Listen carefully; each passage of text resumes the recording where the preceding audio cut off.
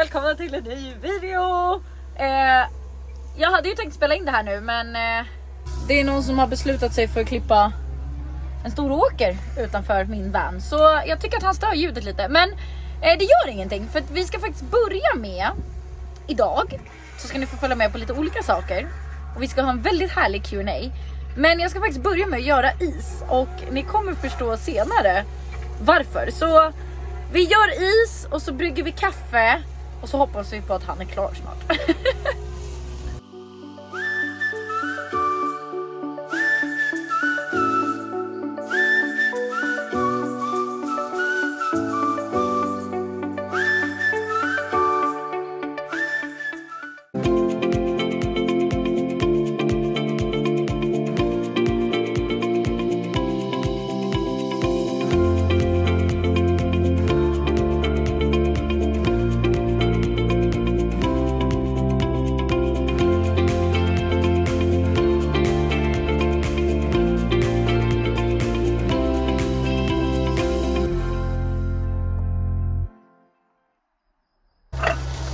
Ja, han är inte klar än, så vi kör väl lite lunch också då.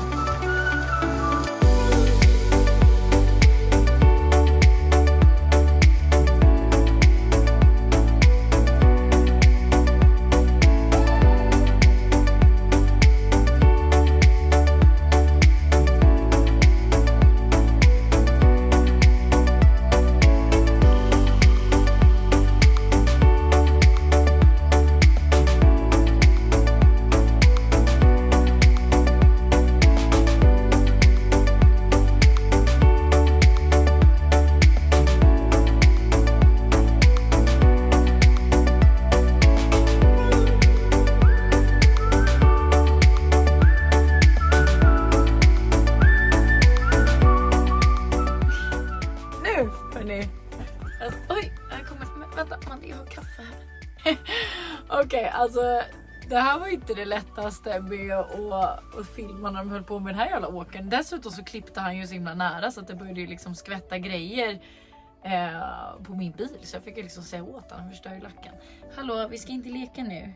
Men jag tänkte i alla fall, vi ska komma till det här med isen. Om varför jag gjorde en is. För jag har köpt kanske den coolaste grejen till en varm sommarnatt eller dag nu i världen, och framförallt med en hund.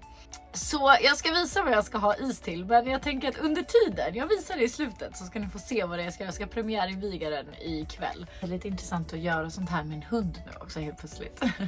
Som ska ha attention. Har ni sett hennes roliga Instagram-videos by the way? Hon är så förnulig på Instagram, den här hunden. Jag vet att ni har efterfrågat en video med bara Q&A, så jag tänkte att vi ska göra en sån med blandat med lite annat. För att jag har ju också under tiden sen förra videon så har jag faktiskt hunnit ta ett flygplan och flygit till Sverige. Lämnat henne hos en hundpassare för första gången i 4 dagar, vilket har gått jättebra. För att jag var faktiskt och överraskade min bästa kompis i Sverige och hade möhippa för henne. Så ni kan få en liten snabb recap på. Jag har absolut självklart inte filmat allting, men det är ändå en ganska mysig video. Lugn och skön och härlig möhippa. Fantastisk och med helt underbara människor. Så ni får en liten recap på den, och sen kör vi dagens första fråga.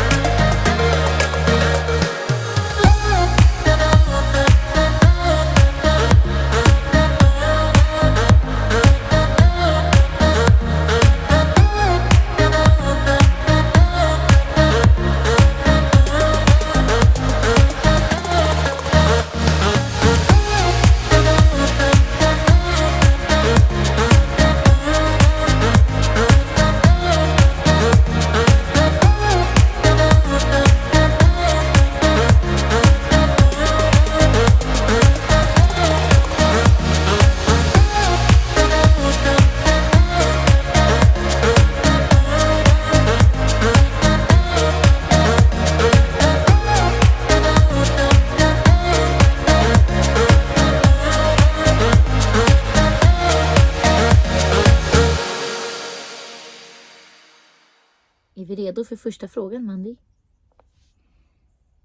Jag tror vi är redo för första frågan. Hon är lite trött idag för hon har fått vaccination. Vårt första gemensamma besök hos veterinären. Check! Fråga nummer 1. Som ni vet så sitter jag just nu i min soffa, a.k.a. min säng också.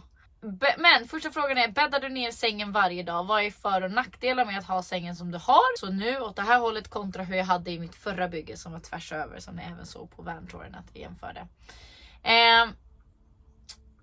Jag bäddar bort min säng varje dag, så att så här ser ju liksom min soffa ut. Jag skulle säga så här, fördelen är att man får mer ett vardagsrum. Alltså det är så här, jag får ju en soffa att sitta i, folk kan sitta här, jag har folk på besök. Man kan gå igenom hela värnen, vilket jag inte kunde göra innan. Nackdelen är att det faktiskt är vissa kvällar jobbigt att bara ta fram sängen. Det tar mig 3 minuter, så det är inte så jobbigt. Det som är jobbigt, det är om man ska sova 2 här inne. För då tar det typ en kvart, för att jag inte har något bra system med mina madrasser och grejer. Så fördelen med att ha en fixerad säng, den är alltid klar, vilket är väldigt, väldigt skönt. Fördelen med att ha det så här, du har mycket mera social yta. Jag är jättenöjd med mitt ombygge och att jag har det så här. Plus att för min del, som också har en bakgrund där jag kanske inte alltid har mått så bra psykiskt, så blir det faktiskt en helt annan grej för mig på morgonen att jag måste gå och bädda bort min säng. Annars har jag väldigt lätt att så här, jag ligger och drar mig, eller när jag kommer in igen på dagen, eller liksom jag sitter kvar i sängen för länge, jag sitter och jobbar i sängen. Nu blir det framförallt med hund. Jag går upp, bäddar bort sängen, går ut med henne, sen kommer jag tillbaka och då är det här ett vardagsrum. Och då är jag liksom redo för dagen, vilket är fantastiskt. Fråga nummer 2. Duschar du i vanen när du inte är på gymmet? Ja, jag tog det här i min vantour också. Jag duschar inte jätteofta i vanen, men jag kan. Som sagt, mitt våtrum / badrum är ju både toalett och garderob, så att man får bara tömma allt så kan man duscha där inne. Hur gör du när du behöver tvätta? Är fråga nummer 3. Det här finns ju typ inte i Sverige vad jag vet, eller ja, då får man ju typ lämna in på kemtvätt. Men i södra Europa så finns det typ överallt tvätterier. Det är liksom tvättstugor, alltså för att vi i Sverige är ju så vana att ha. Vi har ju alltid tvättstugor i husen, alltså antingen i våra villor eller i våra lägenheter. Alltså det finns alltid. Men det gör inte det på samma sätt här. Så här finns det ju bredvid bensinmackarna. Så finns det både Portugal och Spanien, så finns det så här typ 2-3 maskiner och 1-2-3 torktumlare. Och ibland kan jag sätta på 4 maskiner. De är klara på 30 minuter. In med allt i torktumlaren, klart på 30 minuter. Så allting är klart på en timme. Under den här timmen så hinner jag fylla luft i däcken, tanka och tvätta bilen.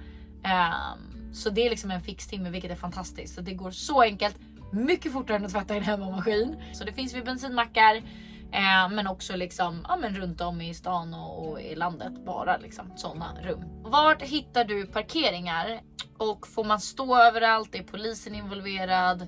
Är du rädd? Det är en lång fråga som innehåller många frågor. Jag använder en app som heter Park for Night. Och den vet jag att väldigt många vanlifers använder. Och den är fantastisk. Även där kan man hitta vart de här tvätterierna finns. Även där kan man hitta vart man kan fylla vatten. Även där kan man hitta vart man får tömma toa och gråvatten. Så det är en väldigt, väldigt bra app som jag rekommenderar starkt. Så jag hittar faktiskt alla mina parkeringar via den appen om jag inte får en rekommendation från någon annan. Och det är supersmidigt. Och ja, polisen kommer ibland. Tips är på den här appen, läs kommentarerna, för då skriver ändå folk så här feedback, det är som TripAdvisor. Och rädd. Det är klart att sakställen och platser och sånt kan vara obehagligt och man kan vara rädd för inbrott, men jag menar, det var ju hemma i Stockholm också, så att nej, kommer jag till en plats där min magkänsla säger att här är nog ingen nice att stå, då flyttar jag på mig. Så att när jag reser själv i alla fall, om jag inte reser med liksom ett gäng eller flera stycken andra, så byter jag aldrig plats när det är mörkt. Och det är av anledningen att jag vill kunna se omgivningen när jag är där. Och jag taggar aldrig in mig på sociala medier vart jag är förrän jag typ har åkt därifrån. Så för er som tror att ni vet vart jag är i live position, lita inte på allt ni ser på sociala medier. Så att lite sådana saker som kan vara bra att tänka på när man reser själv. Att vara lite försiktig med. Tips på när man ska börja bygga, hur gör man och vad kostar det? Ja, alltså jag vet folk som har byggt om sin bil för 20-30 000 och jag vet också de som har byggt om den för nästan 500 000. Mitt bygge kostar cirka 100 000 och då tog jag hjälp. Så att jag drog inte elen själv och jag satte inte in fönster och taklucka själv. Utan det har jag fått hjälp med och det kostar ju lite mer att anlita någon och göra det. Sen har jag gjort bygget själv liksom. Och självklart som de flesta har haft vänner som har kommit och hjälpt till och någon har målat ett streck här och skruvat en skruv här. Men om vi pratar betald hjälp liksom. Men tips är, jag har gjort mycket av mitt bygge på gamla garderober. Så kolla vad ni har hemma. Är det några garderober från Ikea som ska slängas? Jag menar den här hyllan. Den här är gammal Ikea-garderob. Den här är gammal Ikea-garderob-profil. Även här under soffan är samma sak. Så att det finns, man kan göra det väldigt billigt på sådana sätt också. Jo, tips på när man ska börja bygga. Ha elen planerad innan. Det är tips. Oavsett om du gör den själv eller inte, ha elen planerad. Vart du vill ha dina uttag och såna här grejer. För det är väldigt jobbigt att hålla på och dra kablar i isolering sen. Så att det är ett tips att ha det klart. Och sen tar ni hjälp eller gör det själva ut efter det. Men annars så är det största tipset, kör bara. Börja bara. Du måste bara börja någonstans för annars kommer det ingen vart. Så att go for it. Hur funkar det med elen? Behöver du koppla in dig på el? Nej, jag behöver inte koppla in mig på el. Jag frikampar helt oftast. Även när jag står på camping så har jag inte el. Enda gången jag behövde el var i Sverige när det var riktigt dåligt väder. Och en gång på Mallorca när det hade varit riktigt dåligt väder i 5 veckor. Då var batteriet ganska urtömt. Annars så laddar ju min bil när jag kör. Och jag har solpanelerna på taket. Så att jag klarar mig och jag har en inverter som jag också har fått mycket frågor om. Så jag länkar den där nere också. Eller lägger in en bild på den i alla fall så här. Så kan ni se vad den heter om jag inte hittar länken. Och det är en ganska kraftig inverter just för att jag vill kunna ha min Mocha Master och ladda dator och mycket sådana här saker. Så det tar mig också vad som passar den. Hur funkar det med vatten? Vart och ofta fyller du på? Som sagt, det kan man göra i den appen också. Hur ofta beror på om jag duschar eller inte. Jag har ungefär 60 liter i bilen. För mig räcker det faktiskt ganska länge. Men ja, det är svårt. Det går med nu när jag har hund också. Så att, och det finns överallt att fylla på. Alltså, det är jätteenkelt. Måste du tillbaka till Sverige för besiktning varje år eller hur funkar det? Ja, vad jag vet så kunde man förut besikta typ i Madrid och sånt. Men det får man inte göra längre sedan några år tillbaka enligt lag. Så att man måste göra besiktningen i Sverige. Jag tror inte att typ om jag är i Portugal så kan inte de böta mig för att jag inte har gjort den. Utan det är ju när jag kommer till Sverige. Och då måste man ju besikta den direkt. Så att jag vet faktiskt inte hur hårt det är på exakt datum. Men många av dem jag känner har nog aldrig passat den tiden. Men jag personligen behöver inte åka tillbaka i år. Eftersom att det är en ny bil så behöver inte jag besikta den förrän varannat år. Så nästa sommar kommer jag åka upp till Sverige och faktiskt spendera sommaren i Sverige.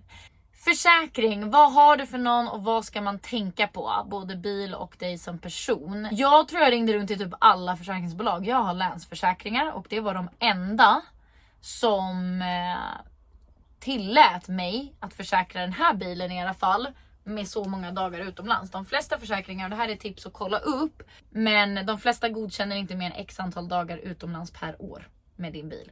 Och jag sa det att jag behöver kunna ha 365 dagar per år utomlands med min bil. Jag tror att jag betalar 1500 i månaden försäkring på min bil. Men det är det värt. På mig själv som person har jag min vanliga hemförsäkring. Och så finns det ju massa olika sjukförsäkringar man kan kolla på om man vill vara utomlands. Det beror på vad man har för deal i sin hemförsäkring. Hur länge det räcker. Vad är budgeten för att kunna leva som dig? Alltså det är också jättesvårt. Jag menar, jag har träffat folk som lever på 500 euro i månaden. Och jag träffar folk som lever på 5000 euro i månaden som lever det här livet. Det är verkligen, alltså ta er vanliga budget hemma men ta bort de här boendekostnaderna. Plus att det är billigare att köpa mat och sånt utomlands. Och ja, dieseln är ju inte jättegratis men den är billigare här än i Sverige i alla fall. Alltså jag har hela listan men jag kommer inte kunna gå igenom alla de här nu. Men jag tror att jag har täckt de bästa. En sista, hur lång är min bil? Den är 5,9 så jag går precis under 6 meter sträcket så jag får plats i en vanlig parkeringsficka. Och jag går under 6 meter på färger och broar, vilket kan vara lite billigare, men det har inte varit så stor skillnad. Så jag tänkte det är min sista fråga för idag. Men innan vi slutar så ska ni få se den här extremt häftiga saken som jag har köpt och varför jag behövde is. Så, nu ska vi testa den. Är ni redo nu? Kolla vad jag har fått hem. Da-da-da-da. En portabel AC. Så nu ska vi testa den här, tänkte jag. Eller hur, Mandy? Ska vi prova den här nu? Da-da-da-da-da. Alltså hur cool? antingen kan man ha den på sladd. Eller så finns det för batterier här. Men nu har inte jag satt in några batterier. Så nu kommer vi ha den på sladd. Se om jag kan få i lite is i den här nu. För ju kallare vatten, desto mer kyla kommer det komma. Okej, så här häller man alltså i vatten. Så här ska jag pilla ner någon is också kanske.